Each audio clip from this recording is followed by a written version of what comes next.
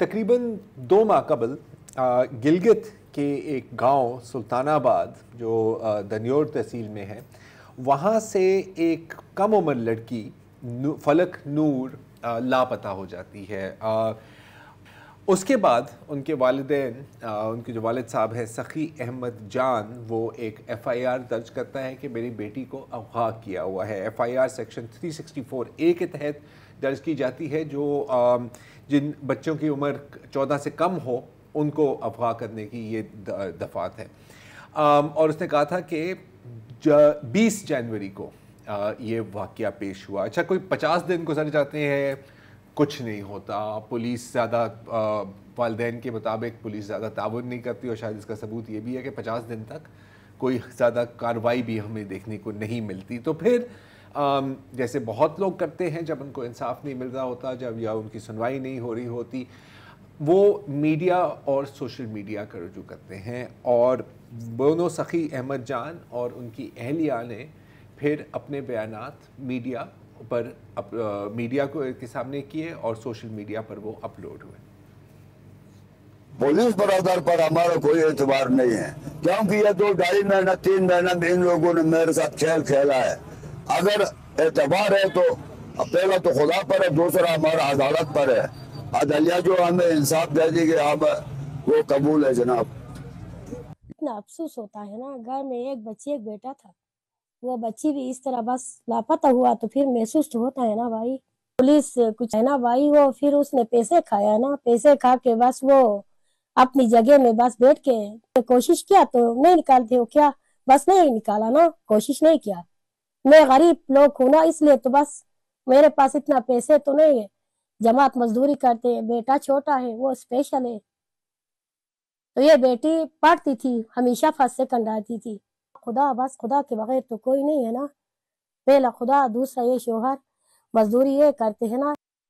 سخی احمد جان نے گلگت بلتستان پولیس پر بھی الزام لگایا ہے کہ وہ ان پر دباؤ ڈال رہی ہیں کہ آپ صلح صفائی کر لیں، پیسے لے لیں، یہ ان کا بیان تھا۔ اچھا، گلگت بلتستان میں کئی ہفتوں سے فلک نور کی بازیابی کے لیے مظاہرے ہو رہے ہیں، پروٹیسٹ ہو رہی ہیں، سوشل میڈیا پر پوری کیمپین چلی ہیں، لیکن آپ کو پتہ ہے اتنی خبریں آ رہی ہوتی ہیں، اتنی کیمپین چل رہی ہوتی ہیں، اور جب ایک دور دراز علاقے سے اس طرح کی آواز اٹھتی ہے تو زیادہ تر سنی نہیں جاتی۔ پھر اس کے بعد کیا ہوتا ہے کہ 21 مارچ کو فلک نور کا اپنا ایک ویڈیو منظر عام پر آتا ہے، جس میں وہ دعویٰ کر رہی ہیں کہ وہ اپنی خوشی سے رضامندی کے ساتھ فرید عالم، جن کی عمر 17 سال ہے، ان کے ساتھ وہ بھاگ گئی اور ان کے ساتھ شادی بھی کی ہے، اور ان کے والدین کے الزامات بالکل جھوٹے ہیں۔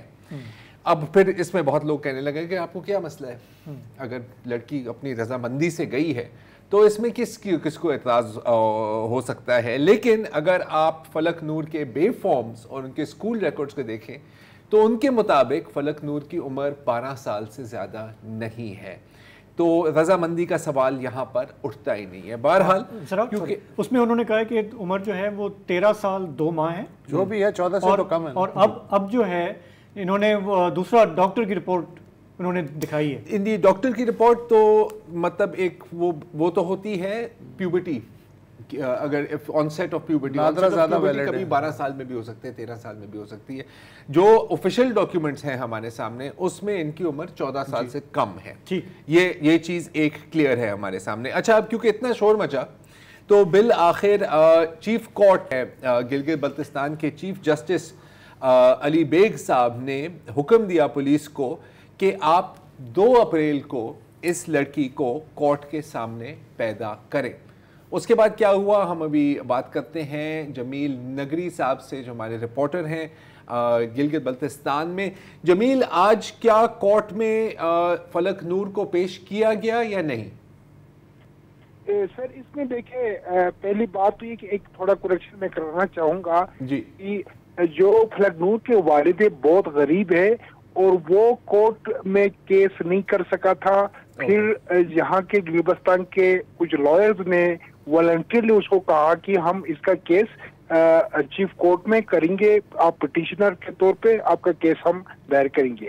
اچھا، اس کے بعد یہ سلسلہ شروع ہوا तो 27 को चीफ कोर्ट के चीफ जस्टिस अली बेग साहब ने हुक्म दिया कि 2 अप्रैल को फलक नूर को बाजियाब कराए और उनको अदालत में पेश करें।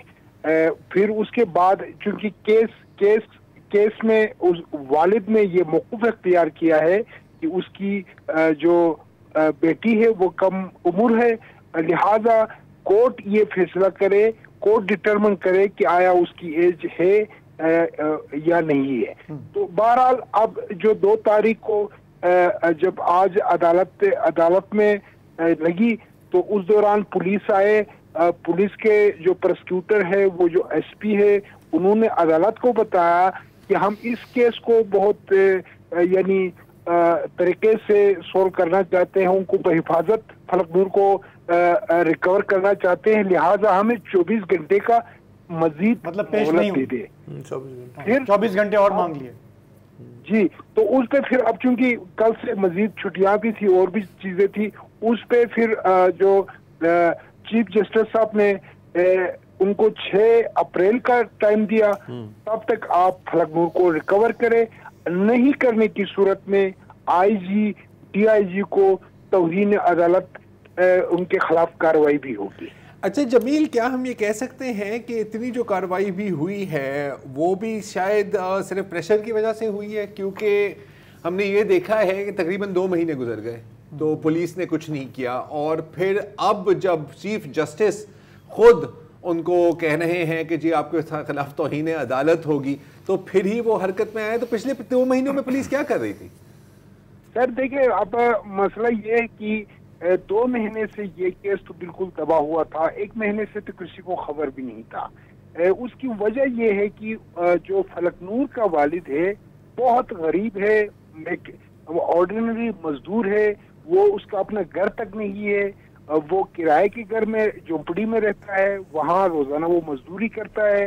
अब वो दरपदर पुलिस के आसरे में रहा, पुलिस से जब ये सोशल मीडिया के जरिए से चीजें हाईलाइट हुई तो उस दौरान जो है ये केस मंजर आम पे आया, और तब तक पुलिस की कार्रवाई भी अब वो वालिद जो फलक नूर का वालिद भी इल्जाम लगा रहा है कि तब तक तो बिल्कुल ही इसको इग्नोर किया, मेरी नहीं सुनी गई, मुझे टरखाते रहे, तो ये सिलसिला तो उस वक्त से चला था।